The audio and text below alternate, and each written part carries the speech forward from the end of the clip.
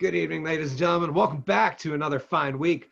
Episode 23 of the Drunken Under Quarantine Show, brought to you by the Woolen Comedy Club.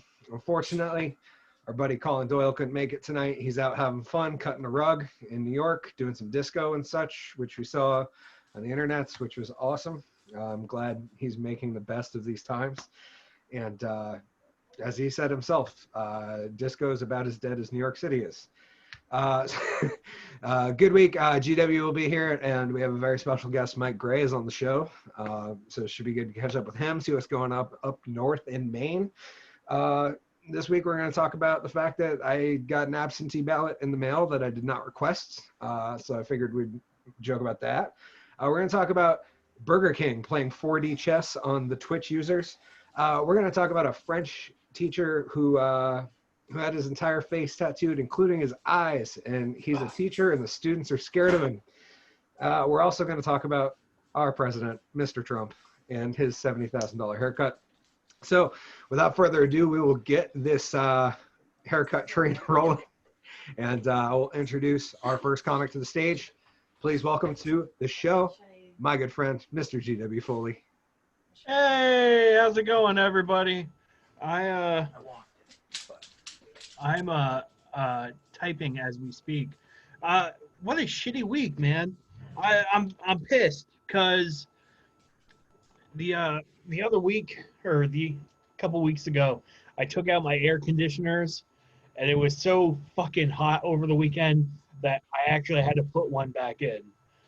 I don't like.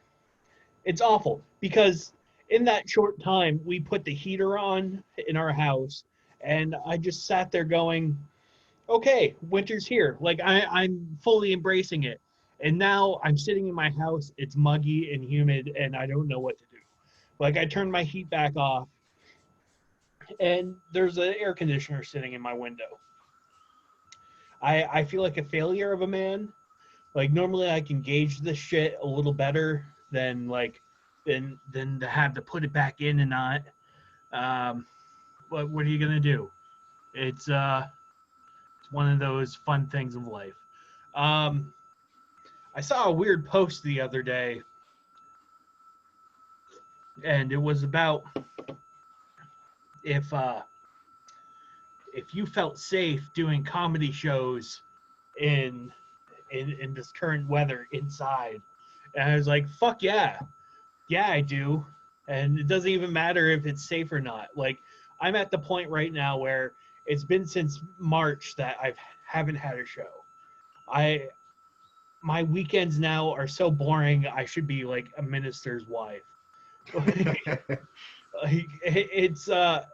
one of those things where I'm just sitting there just going, I need something to do. I'm going so stir crazy. So seriously, like, if someone offered me to like have like a spit covered microphone shoved in my face and room full of anthrax, I would probably take it.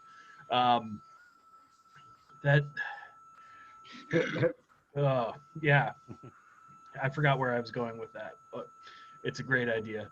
Thought about quitting smoking. If you don't know, I have a pack a day habit of cigarettes, which is not good for you. I realized that, and I thought about quitting the other day, and then I had to do more schoolwork, and I was realizing that no, fuck that. That's gonna keep me through.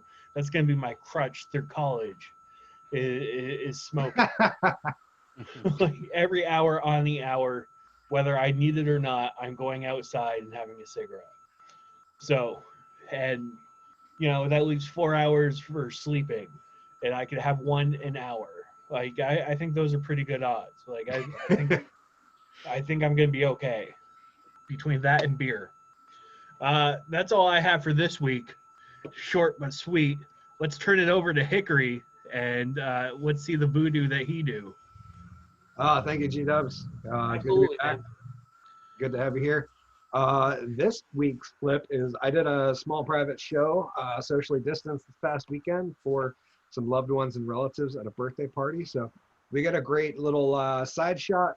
We'll see how it looks. It was shot on my wife's cell phone, so that could be interesting. But yeah, a rare side view of Hickory the Drunk and Underwhelming that most people don't get to see. So let's check it out. That I like to refer to as 5 card. Now the rule is we're gonna have 5 cards picked, and if I get it wrong, you're gonna get to have my beer. But if I get it right, you've got to give me my beer back. Okay? Danielle, that's gonna be you. You're gonna hold on to that for me. Make sure it's safe. Don't let anybody get on that.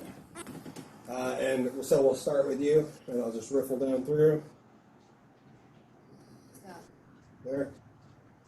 And that one's going to be yours.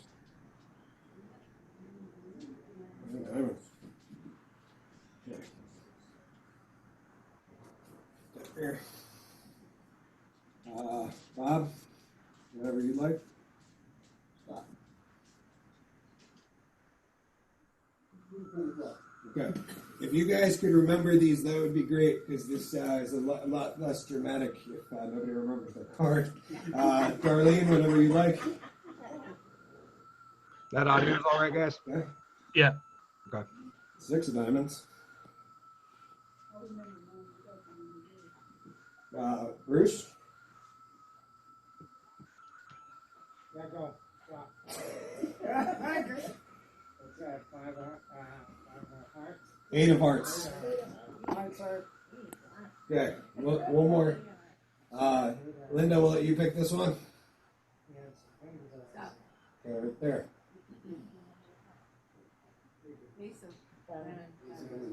Ace of diamonds. Okay.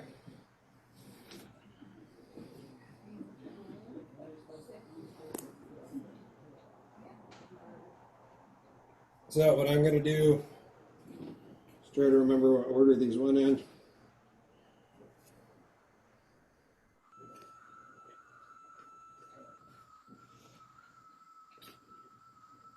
And so as you can see, I fan them into the deck.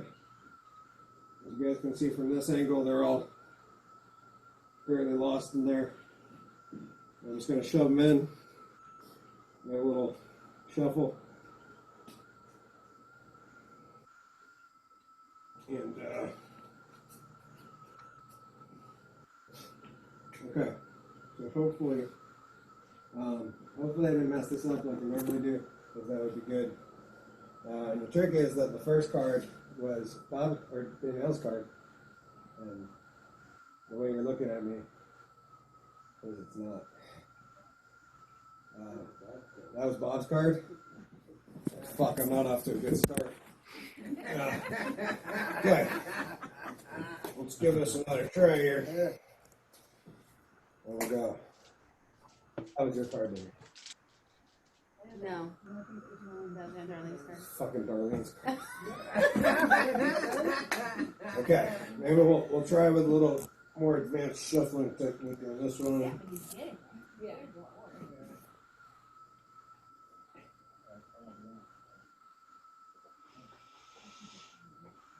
I don't know.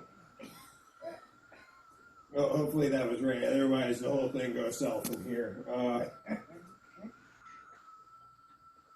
Yeah, your card. Yeah, 8 of hearts.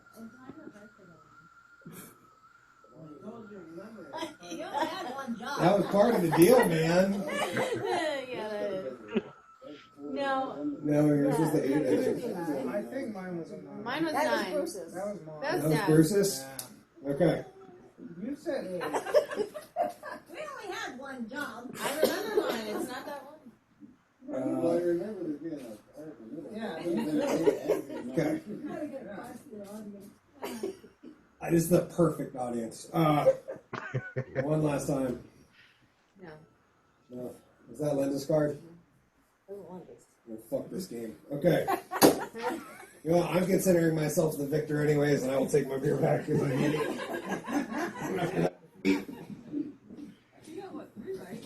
Yeah. Seems like I forgot my... 3 out of 5 of that. Yeah. Yeah, I guess if you're meatloaf. Yeah. It's in the That's beer. the last story. I bet it's in the beer. Oh, well. There's something in there. No. No way. How the heck you do that? That is. I'm just glad I wasn't in a condom.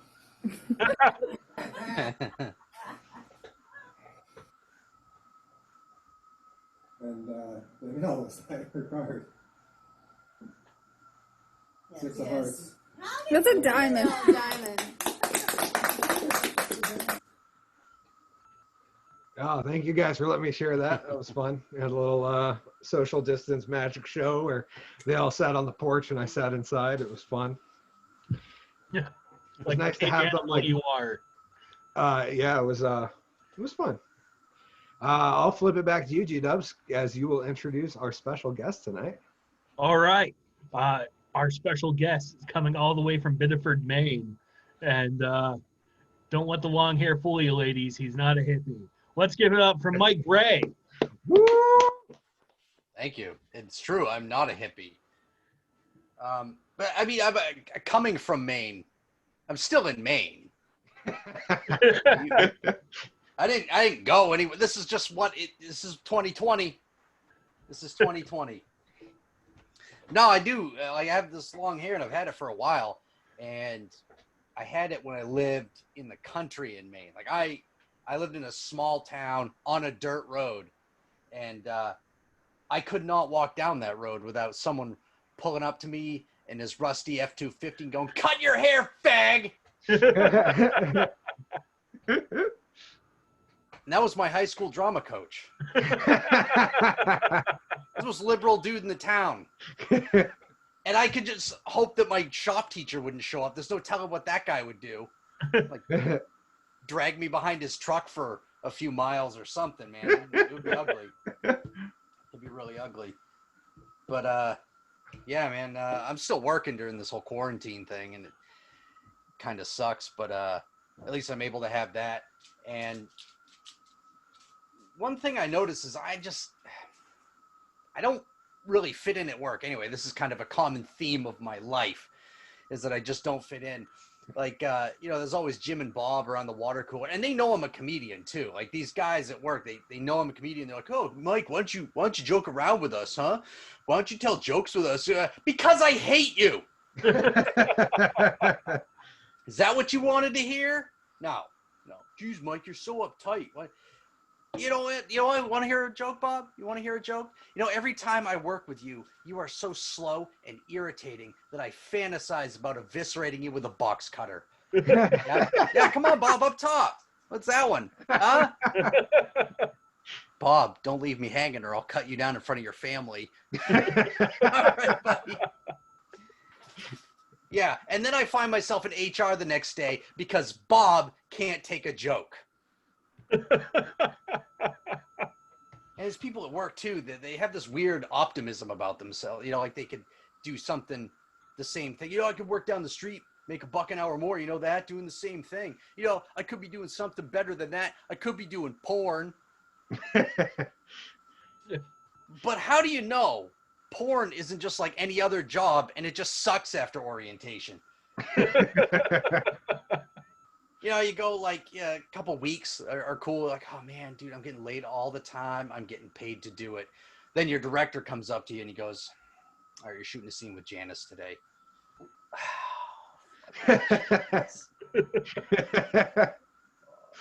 Really, dude? You know what she does between takes? All she does is talk about her goddamn cats. All right. I have had it up to here with cat stories from that woman. Going the next day, like, "All right, you're shooting a gay scene today." Like, I'm not even gay. How does that make sense? Yeah, well, Bill called out, so I don't know what to tell you. We work as a team here at Sultry Sunset Productions, and we expect you to be a team player. This is bullshit. Hey, that's a quarter in the swear jar, all right? You know the rules. You know what? Screw this. I'm going to go down the street, work for the other production company where they don't have a swear jar. Here's another quarter because I fucking quit. How do you know it wouldn't be any different than that? Yeah, and I live in a Biddeford now, and that's a bigger town, small city in Maine. It's a city for Maine. So it'd be a city for Vermont too. Let's face it. And yeah, and my mom's, wondering when I'm gonna have kids, and I hate that, because some people shouldn't be parents. I'd rather have a dog. Like I've had a dog for 7 years. No amount of poop I have picked up will ever offset that, ever. And the thing is, I'll walk him, and then I'll go to pick up his shit, and I'll get heckled from the street. Like, yo, boy, you gonna pick up that dog shit? Yeah. And like at a red light when everyone stopped looking at me, still rather do that. He fucking farted in my face the other day. Yeah. Oh, you might be asking, Mike, why was your face so close to your dog's butthole? But the truth is, I was laying on the bed, and he was curled up into a ball. So I was just as close to his face, by the way. And I picked my head up to say something like, Duke, you're the best dog ever. And as I did, he right into my fucking mouth. Right into my dumb idiot open mouth. And I'd still rather do that than have a kid. Any day. And even if I did have a kid, I would not be over like supporting parent. Okay, I'm the type of guy who should not have children.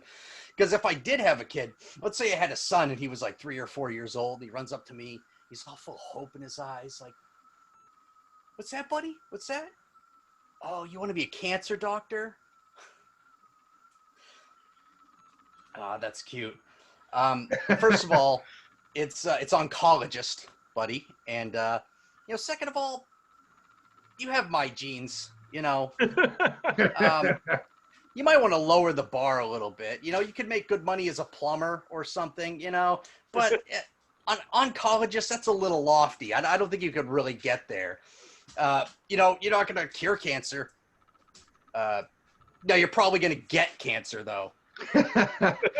And between me and your alcoholic mother, you're just not going to have the support. Why are you crying? Why are you crying? You know what? Go ahead and tell your mom, because she thinks you're a mistake, too. That would be me as a parent.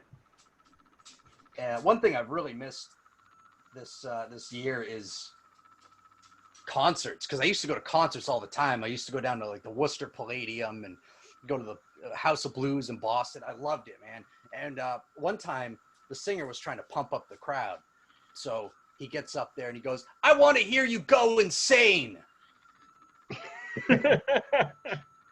So I just started mumbling to myself.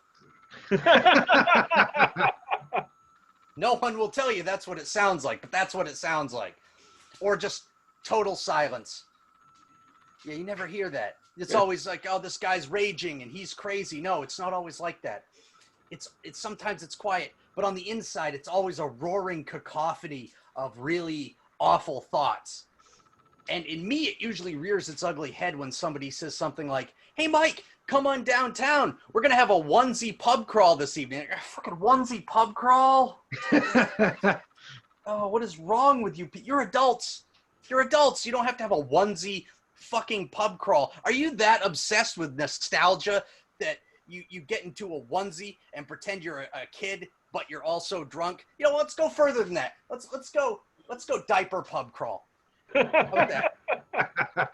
Diaper. You know what? Let's go even one further than that. Umbilical cord pub crawl. You get your mother and you tie each other off to a rope and you make jokes about drinking for two. And, you know what? Even more than that, let's just have a pub crawl where at the end of it you crawl back into the womb and die. I might go to that one. I always hear that I just like, I just want a giant ball to roll down Main Street, Indiana Jones style, and just flatten everyone. I want a giant tidal wave to hit when climate change happens all at once, and it gets the whole city, and then it freezes, and then it thaws all in one day and just takes all of you out. I hope the Russians and the Chinese conspire together to nuke this block specifically during your onesie pub crawl. That's what it sounds like on the outside, or on the inside rather. But on the outside, it sounds like, nah, bro, I'm good. I'm gonna turn it back over to Hickory. Oh, Thank you, Mike, thank you guys. for being on the show, my friend. Oh, no problem, man. My pleasure. Biddeford. I would assume that's a lovely, beautiful city. You guys get a lot of tourist action up there, or is it more just locals? Not really. It's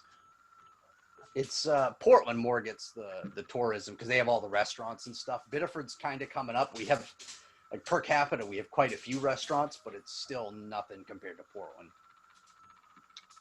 As opposed to where G-Dubs lives in Rutland, who had the most bars per capita in the country for quite a few years running. I think that's changed, but yeah, that's gone now.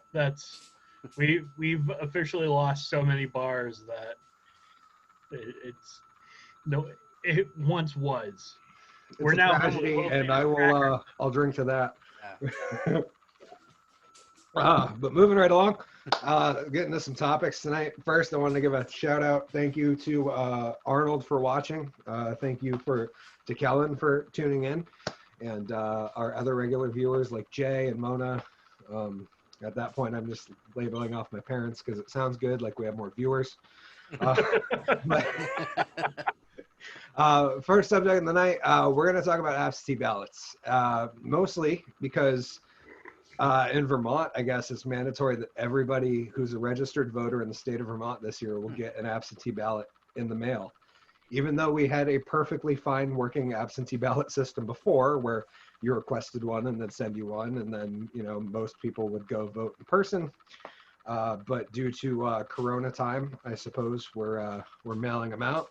So I got 2 unrequested absentee ballots in the mail for both my beautiful assistant and I today.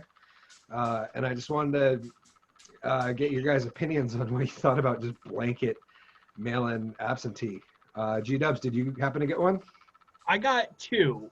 One for the missus and one for the mother-in-law, but they fucking forgot me. I was half expecting you to say you got one for Oscar.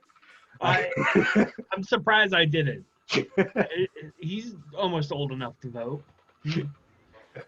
What's 4 years amongst friends, So you'll have to keep us posted for next week and let us know if they finally get yours to you or they just forgot you.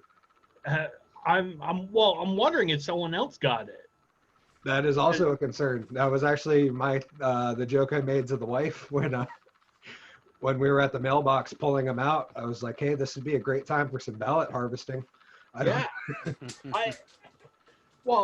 my thought is, I don't even have to give these to who they belong to. Like, I got 2 extra votes now. Looks like things are going Trump. When Vermont goes red, something happened. I'd agree, Mike. It's crazy just to think that we have a 3/4 Republican governor was kind of mind-blowing to me. You are giving him way too much credit. I know, but I was trying to be nice. I don't like that rhino as much as the others.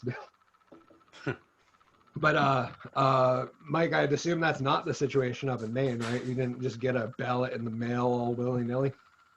No, I've been seeing a lot of people pushing for absentee ballots, but there hasn't been any restrictions. We're still having polling places. I usually vote absentee anyway, so it's not really much different for me. But yeah, I haven't seen anything about any restrictions or limitations. I would say that when I voted in the primaries, it was actually the best voting experience we've ever had. So they had drive-through voting, which was great. And we basically pulled up. They handed us each a pencil. Well, first they asked our names. We did that thing. And they handed us a pencil and a clipboard with all 3 ballots on the clipboard. And they said, hey, fill out one. Write in any write-ins on that one, and then when you pull up to the second stop, you put the 2 you didn't use in a discard bin, and you put your 1 ballot in the proper ballot box. And I thought that was the most beautiful most beautiful solution for voting for me in modern times. And That's almost like Burger King or McDonald's. You go to the first window and you pay, and then you go to the second window like, hang on, I actually didn't want the chicken nuggets. I didn't get what I wanted. Take this back. But that was great. I just thought it seemed like I don't know, and I'm sure some places it's fine. I don't know if I would trust the mail service with my ballot is my issue. Because the question that I've been asking people, and I'll ask you guys, is would you be willing to mail somebody $100 bill through USPS? Mike, what do you think? Would you be willing to send somebody $100 in the mail? I would probably not. But I wouldn't send $100 Venmo at this point because I'm so broke. Okay. But I mean, I get that because they've been kind of downsizing the postal service lately. I mean, you would think that they would outsource some of it to UPS or something if they could. You know what I mean? But then, I mean, then it gets it's kind of complicated. Well, What do you think, G-Dubs? Would you send somebody $100 bill through our postal service? no, and I hate the fact that Amazon is using them exclusively. They can't handle it. Seriously, I bought a fucking mug, a mug that I really wanted. It was cool, little Superman mug. I was happy. Little GW inside was giddy as all shit. They broke it. I have seen my postal carrier do this, where he'll take small boxes and chuck them onto my porch. Like, he won't go onto the porch. It's leveled. So the ground level is about waist high, or the top of the porch is waist high from the ground. And he'll just underhand toss packages onto the porch. Broke my mug. I was pissed. I asked for a refund, and they gave me a new mug. Same thing happened. I was like, what the, like these people are so incompetent that they can't even handle packages properly. But oh no. Well, and here's the kicker part is everyone wants to use them as a money service. Like, I've had issues with money orders with the USPS. And now, oh yeah, I'm expected to trust them with a debit card. I would say that my response is that I would if I had to send $100, I'd either do it through FedEx or UPS if I was just trusting the mail to do that. And maybe the solution is to privatize the USPS. I mean, it seems that both of those private companies are doing far better than the government version we have right now, and maybe that's the solution. I don't know. What do you guys think? Any opinions on privatizing USPS?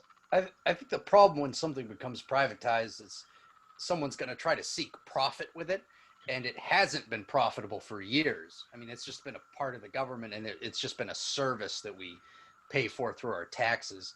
So if they privatize too much of it, I mean, how much is going to change? That's true. For regular mail, you know what I mean? My thought, though, is through privatization, you find that people run things far more efficiently. Through government, like every government program is like usually the most inefficient way we can do things. Yeah, definitely. Do you have a counter argument against privatizing USPS? I want to speak for the junk mail people who, I mean, how are they going to get their shit through privatization? Well, I think the beauty is they would just tack on a junk mail tax, and then those guys would end up paying more to send their junk mail. Yeah, and that totally defeats the How am I supposed to know that the local Chinese restaurant is having a sale this week? Yeah, man, I really need to know what goods Harbor Freight has on sale this week. Everything must go. Everything at Harbor Freight every single week. Do they just clean it out and then they just stock it every week? It's impossible. I hate to stop by there on a Saturday. There's not even like a single wrench hanging anymore. The store supervisor's just looking around going, great job, fellas. And Nancy. So move on to the next subject. I wanted to bring it up real quick. I don't know if you guys saw this story. Burger King was playing some what what the Trumpers like to refer to as 4D chess, which basically is a running a scheme that most people don't see through initially, and later on it comes to fruition. What BK did, and we talked about BK a couple weeks ago when they released the King making out with Ronald ad, which was a wonderful piece of Americana that I personally can't live without. I actually have one hanging on the wall in the other room. It was difficult to fap too, I would say. It was pretty hard. That was a hard pull. Well, I think if they just added the Wendy's girl off to the side watching, it would have been a lot easier to finish too. I have a hard time jacking at the redheads. Like, is that my sister? Like, so anyways, what Burger King did was Twitch has a new service, and for those who don't know out there, Twitch is a streaming service for initially video games, but now they stream all sorts of random content. And so basically, Twitch has a new feature where you can do text-to-speech gift comments, where if you pay like $5, it'll actually read your comment in speech on the streamers on their feed. So what Burger King did was spend a lot of $5 bills, and they put up text to speech in a lot of streamers content, like a lot of the top dogs on Twitch. And then they took those clips from the feeds, they changed out the video game so they wouldn't get sued and they didn't have to get rights to the video game, and then produced an ad calling themselves the King of Stream, which I thought was hysterical, but apparently a lot of people are very upset with. My favorite part was one of the streamers during the stream said, "Hey, you can't just put an ad on my stream. Where's my sponsorship?" And BK responded with, "Well, we just gave you $5." I thought this might be the future of marketing, and that you guys might have an opinion on where this goes. And BK, if you want to send us $5, we'll talk about you some more. G-Dubs, what do you think? If they want to send me $5, I would make love to a Whopper. Like, I dick deep, right to ball level. Like, well, that'd be a much easier pull than Ronald McDonald and the Burger King making, I think. Like, I would even do one of the Impossible Burgers. As much as I hate vegans, for $5, I would have sex with an Impossible Burger right here on Hickory the Drunken Under Quarantine show. We need to clarify, though, he means for $5 and a voucher for a free. Oh yeah, no, I'm not paying for the burger. Because that's the scam. They just send you $5 and then they raise the price of the sandwich to $6 and they got you for $1. Yeah, no, they have to give me the burger, and hopefully extra mayo, because the burgers are kind of dry. Mike, what do you think about using people's live streams to advertise yourself? I don't know. I mean, that's somewhat public, right? Kind of? Is that public? It's kind of public. So if I go out on the street corner here and I start shouting about Burger King and someone captures me on a cell phone and then Burger King takes it and then gives me $5, I mean, I'd be a little disappointed, but... I would hope you would at least get a free meal out of the situation. Yeah, at least a free meal. And I mean a meal, not like, just a dollar menu bullshit. You get the leftovers after I have sex with it. And $5? And $5. Oh, all right, I can do that. The sad part is that would probably be the best tasting Impossible Whopper anybody's ever had. It's no longer vegan, right? Technically. Oh no, there's meat running through it. I thought this burger was supposed to bleed pink. Sorry. Well, it's a good thing we're not monetized. So next, we're going to move on to a fun article that we saw earlier today, where a teacher, I believe it was in France, right, G-Dubs? Yeah. before I speak wrongly on this, seems like he's a 33-year-old man. He went through some hard times back 6 years ago when he was 27 and realized that tattoos are his therapy. So he has now covered his entire body, face, hands, feet, and has actually had his, the article said he had his eyes surgically blackened. I don't know if that's like means they put him under to tattoo his eyes or how exactly that process works, but I felt like that could have saved West Borland a lot of money in contacts back in the 90s. But regardless, he's come under fire because some of the younger students said they are, they get scared, and now he can only teach kids 6 and above, so they took away the 3 through 5-year-olds.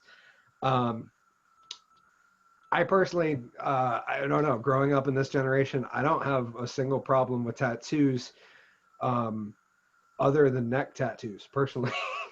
I figured I might ask you guys what you thought. G-Dubs, what were your opinions on this situation? I really think that he needs to rediscover a new line of work, and it's not that I'm tattooed. I like tattoos, but there's a certain thing where it's like I don't know. I don't want a black Sharpie marker talking to my kids about self-respect. It's like, oh yeah. What do you want to be for Halloween? Oh, I want to be Mr. Dixon, and I'm gonna take this marker and paint in my eyes. Like, what kind of role model is that? Like, and he was a kindergarten teacher. Like, worst part is like he only works a half a day. Like, what kind of piece of shit is this guy? My thought when you said that, when you brought up like, oh, he was a kindergarten teacher, and I'm like, well, my kindergarten teacher was like a hippy dippy lady who would come back from lunch all pie-eyed and teach us how to do mime. So, I mean, I guess my experience might have been different if it was just a man covered in tattoos. Mike, what about you? What do you think about tattoos and professionalism? Oh, man. Like, look, I used to work in a music venue and used to do sound, and I still can't not judge someone with face tattoos. It comes from within. I can't help it.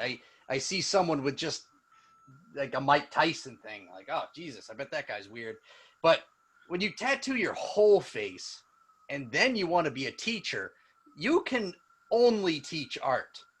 You can't teach anything else. You have to teach art to high schoolers, and that's it. I would give you shop. You could teach shop. Maybe shop.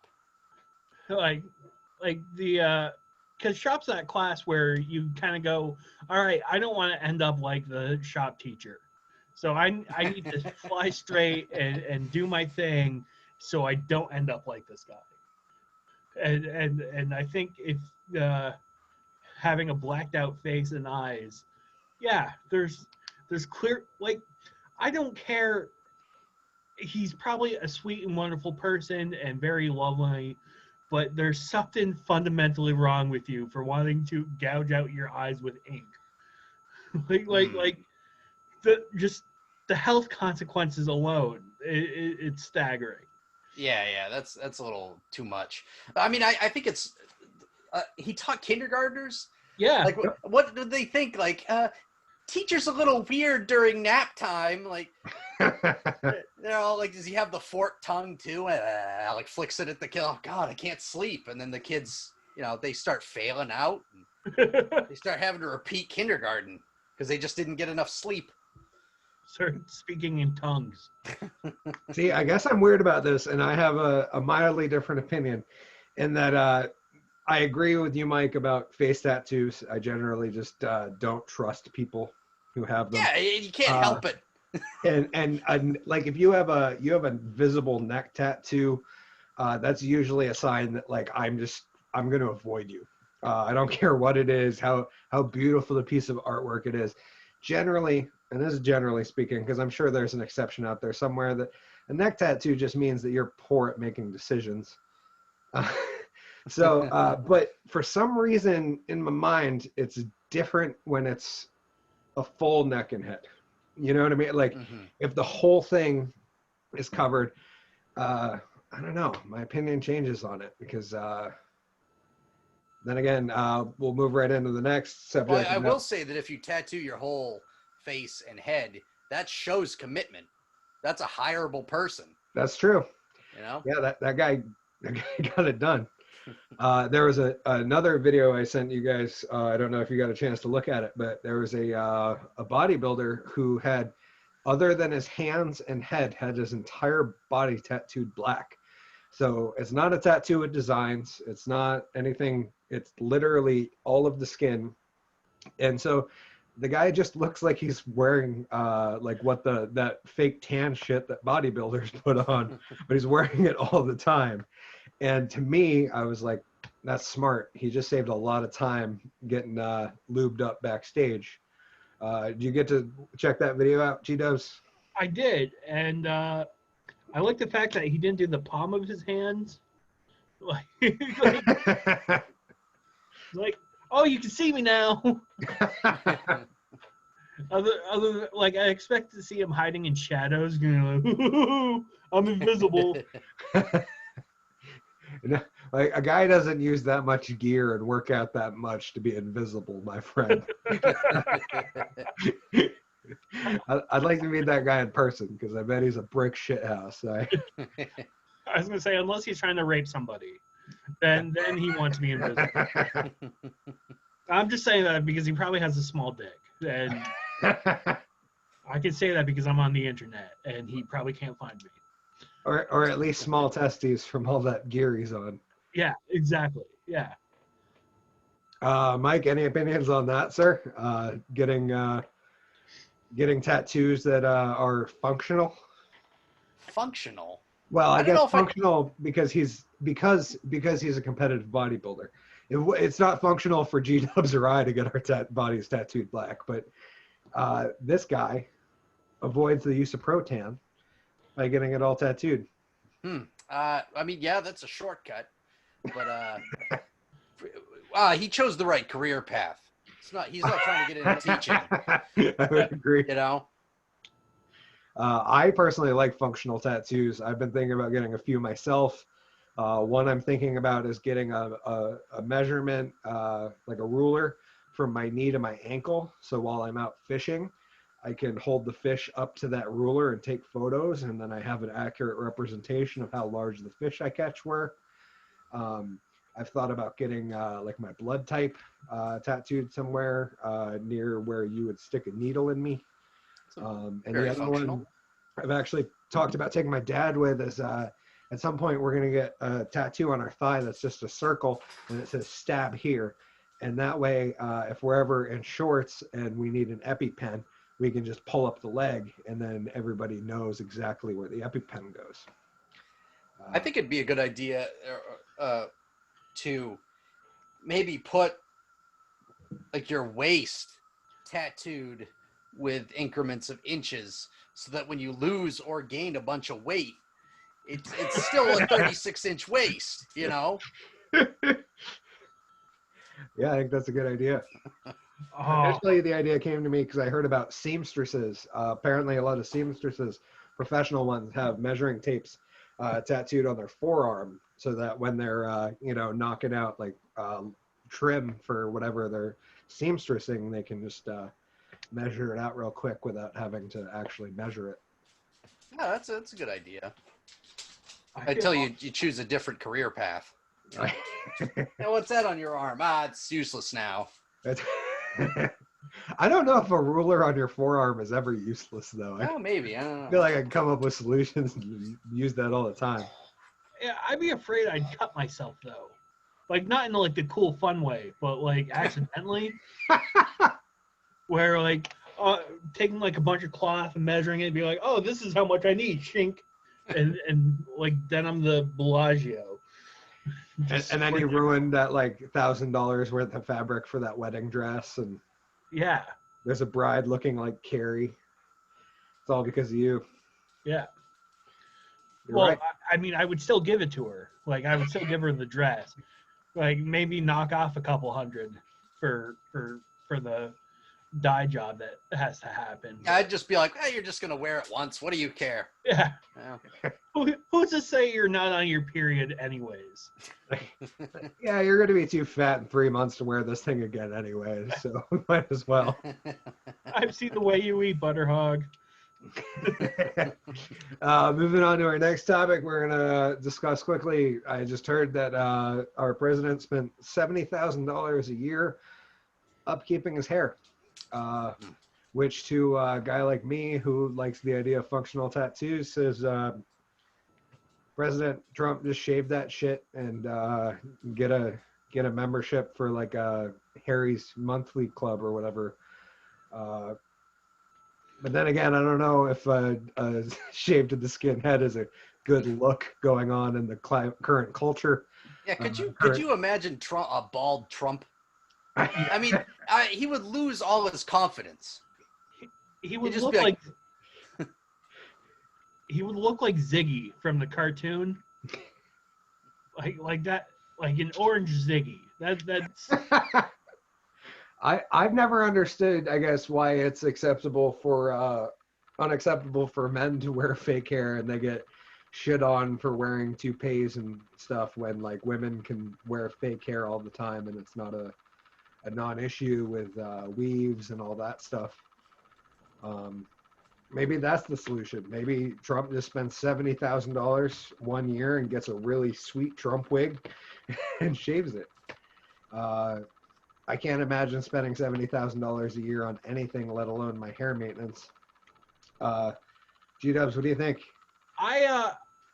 you know, when you're rich, you find ways to spend money, and This is true. you know he needs an architect, like because that's some like high like definition hair that he has that like stays in place. Like someone had to have blueprints for that thing. So Yeah, with I mean, it's thinning too. yeah.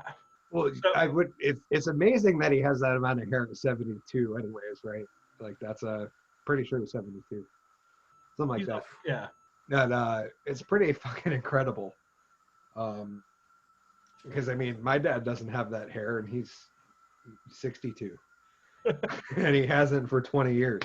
So I don't know what kind of treatments that guy's getting, but it's probably worth the 70K a year he's putting into it. Oh yeah. It's got to be. And just the chemical that the hairstylist has to use, like I just they're cancer causing. So I would charge $70 or 70,000 a year for Yeah, that. it's got to be. You know, I think I know who does his hair. I think it's Monsanto. It's some GMO hair. I think it is. Yeah. I go to Monsanto every year. They do this part right here. They just have the fluff up here. 70,000 per year. It's the best money I've ever spent. The back of my head is actually soybean. It's perfect. Everybody agrees. Oh, and did you see that AOC is pissed off because, When isn't she? well, yeah, but she was like, oh, all these Republicans gave me shit for my $250 haircut for my birthday treat, but are so silent on him spending $70,000 a year. Like, well, yeah, because you're the one feigning poverty at every moment of the day. Like, Yeah, I would say when you look at it realistically, this guy's run multi-million-dollar businesses his entire life, and AOC had to beg to get money so she could buy a second apartment in DC. There's a pretty big difference. Sorry, were you gonna finish there or something, G-Dubs? No. I just think it's so like it's his money. Like I wouldn't spend $70,000 a year for a haircut, but I also spend money on comic books. So if I was a multi-billionaire, I probably would do this, like spend money on comic books. Yeah, it's true. It's not like government subsidized 70,000 a year. It's Yeah, just the it's not- money he has. You It's know. not like our tax money went to that. Yeah, exactly. But he actually claims the $1 per year income, right? Like from the yeah, he forfeited. Instead of the 250,000 a year, he just claims $1. Yeah, it was either I can't remember the story straight. It's either that he claimed $1 or he puts it forward to charity, one or the other, but he does not accept that. Which made me laugh because I saw somebody on Facebook earlier with a message that said, "Our president pays less in taxes than you do," and I didn't because I didn't want to start a war online before the show. But my thought was like, but yeah, but like with all the unemployment bonus income that everybody's had this year, he's also accepted less federal funding than most people have. But you know, Orange Man bad, so we don't want to look at that side of the coin. Anytime there's a political argument on Facebook, I start typing furiously, and I'm just like, oh man, I have a good point. I was like, you know what? I'm just gonna shelve this. I'm not gonna deal with this right now. Yeah, that's why I very, very, very rarely get on the Facebook and look at it because I get infuriated by like all the fake stories and all the fake narratives that people are putting out. It actually happened earlier today, and I finally came up with a good response, Mike. And there were people arguing back, some people that are far right or farther. I'm not going to call them far right because they're not like, burning crosses or anything, but fairly far right, and some people that are fairly far left, and they were arguing about the Taylor case and all that. And I just responded like, did any of you guys take the time to like maybe look into the case and like read some of like the police logs or the court, like the leaked court documents on this? Like, if not, shut the fuck up. Yeah, exactly. Like, Because we're only told what a certain few people want us to hear, and they're not going to give us all the details. They give us just enough so that we can kind of pick a side, but they won't give us all the facts. It's kind of like they're leaving breadcrumbs, but the only breadcrumbs they leave are moldy. And you know that there's like another half a loaf of bread somewhere that's like still good, but you're just like following those moldy breadcrumbs trying to figure out the truth. Yeah, the mainstream media has been killing me lately. All sides, because let's be honest, it's the mainstream media and there's only one side, and that's money. So yeah, definitely. Facebook and YouTube, please don't kick us off for saying that. I know that. We don't mean Facebook. Hold on. Yeah, we weren't. Facebook's exempt from all this. Yeah. I wonder what they'll probably gray it out and just be like, "Well, we fact checked this, and technically, it's." No, we're not trying to blackpill anybody. So we'll move on. Last subject. I just wanted to ask Mike, what's it's been a while now. We're like 6 months in. How's Corona time been up in Maine? Yeah. Have you noticed huge differences to your daily life? Have things gotten worse? Have they gotten better because you don't have to see as many people? Like positives and negatives, short list.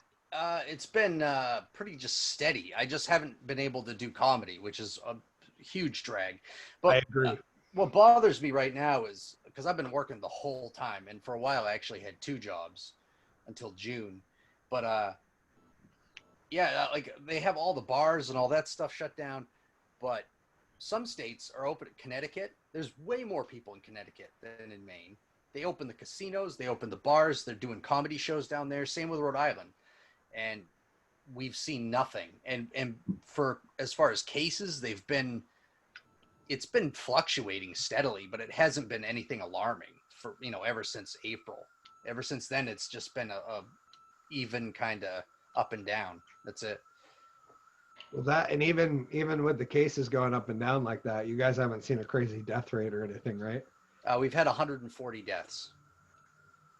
So I would say for 6 months, that's that's pretty good. That's not that bad. And I mean, considering also we've had a lot of people come in from New York and stuff because of tourism. Like I'm just a couple towns away from Old Orchard Beach, and people go there all the time. And aside from Canadians, it's been people from New York, New Jersey, Connecticut, Rhode Island have all been coming up here. We haven't seen any significant spikes. We had those massive protests in June, no significant spikes, but everything's still closed. I don't know, or not everything, I should say, just bars and indoor dining's restricted a little bit, but In Vermont, we just went to 100% capacity for hotels. They're allowed to do that now, but the downside is that a lot of the businesses that are not chains don't have the staffing to do that anymore because, well, I mean, a lot of them weren't open for months on hand. mhm. It's real hard to keep staff around when there's jobs elsewhere. And also with unemployment, it's been hard to compete with that. I know I work at a market and we've had a hard time keeping staff because a lot of them realize like, oh, my unemployment's actually more than I make working. Why would I work? I'm just gonna pretend I'm scared. And Yeah. they stay That home. happened a little bit here too, but I mean the wages in Maine they're pretty decent. So people they're still getting paid way more to stay home. Actually, I think that ended in July, something like that. Well, it did end, and then there was an executive order to put it dropped from 600, and there was an executive order put through by Trump to do it $300 a week. Yeah. Um, Yeah, and that's reasonable. So yeah, I mean, I think it was made by people who make six figures a year, and they're like, oh, well, most people must make 40 grand a year. It's like, no, it's not. I make that with 2 jobs. yeah. It's not even close to what I make. And yeah, the restaurants are doing okay. We'll see what happens because there's a lot of places doing a lot of outdoor dining, and that shit's about to come to a close because, as you know, up in the Northeast, it could become winter anytime in the next couple days. It's true. Have you guys had any foliage up there? Yeah, it's starting to change a little bit. I would say I would say Woodstock's like almost at peak right now. It's Really? yeah, That's early. yeah, it's been As early. dude, it's freaking gorgeous though. We took a drive through. Yeah, there's going to be a lot of upset people in Vermont. And if there's any city folk that watch this and you have a vacation booked in 3 weeks and you show up to Vermont and the trees are bare, cancel your reservations now.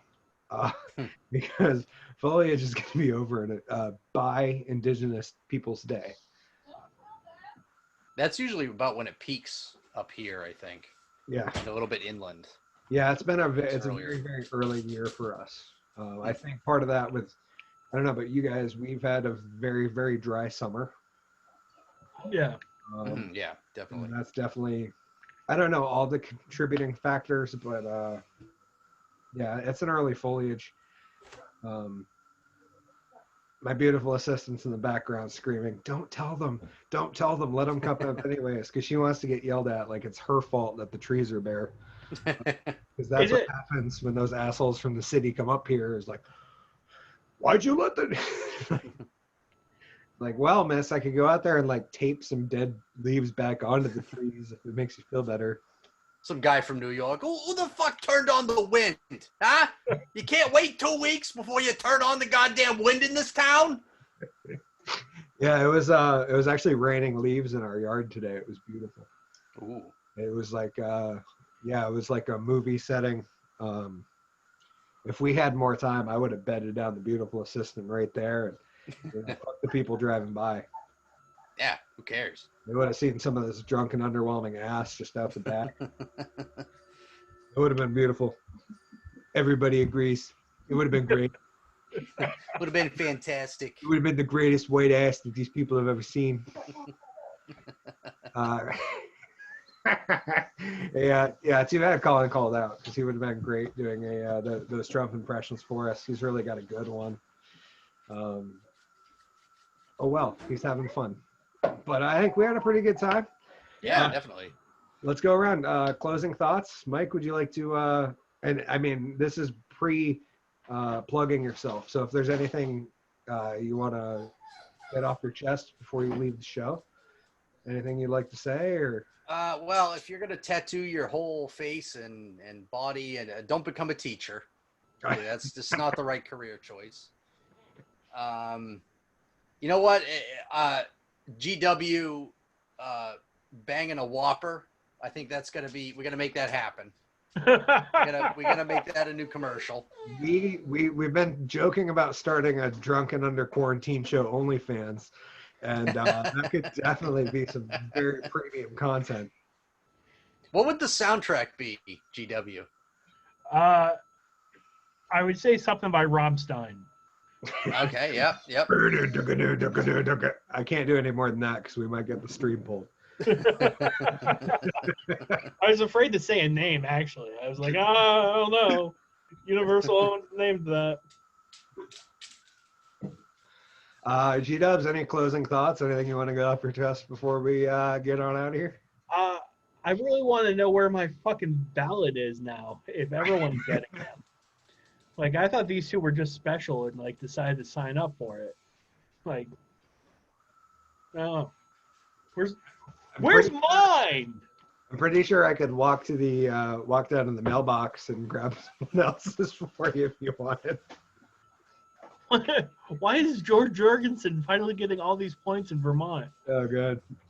Now that I said that, the fucking Vermont DOJ is gonna show up to my house tomorrow and be like, "We heard you were talking about ballot harvesting." Like, no, I swear, I just watched the Project Veritas video. That was it. I swear. I was joking. Oh, these are jokes.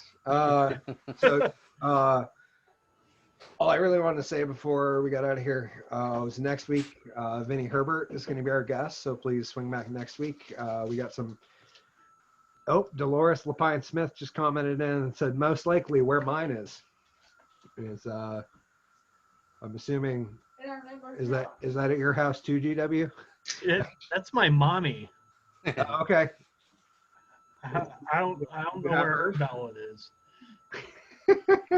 But yeah, so next week's Vinny Herbert. The following week will be Pierre Vachon, and then he'll be episode 25, and then episode 26. If everything comes together, we're gonna have the entire band of the Vermont Comedy Outlaws on the show for a 26th episode, and that should be, if not a shit show, a hell of a shindig. So that'll be fun. Guys, plugs. Mike, where can we find you online, my friend? I'm on Facebook, Mike Gray Comedian.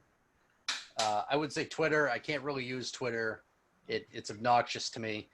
I was just gonna ask if you got banned for saying something. Oh no, I wish I had a story about getting banned. No, I'm just pretty much just on Facebook. I may be starting a podcast soon, but I'll let you guys know on that page if I start anything. So Dolores says hi. Oh, hi. So hi, Dolores. Thank you for tuning in. We appreciate the support. And I'm glad that my parents aren't the only ones that watch the show. Well, I sat there thinking back. I'm like, what horrible things I said. Oh, yeah, we talked about fucking a Whopper. That's all right. So just order something like extra pickles next time so you don't get a on it. G-Dubs, where can we find you, my friend? Follow me on Twitter, Instagram, Parlor at Foley Kills. Find me at GW Foley on Facebook. And I love you, everybody. Oh, we love you, G-Dubs. Yeah, we love you too. And Catch Predator? the beautiful assistant said we could find GW behind BK with the To Catch a Predator crew. I like that burger. You know how old that burger is? I think why don't you just have a seat right over there? To catch up a predator. And I am Hickory, the drunk and underwhelming, working on some new stuff. You can find me at Hickory TDAU on Facebook, Instagram, Parlor.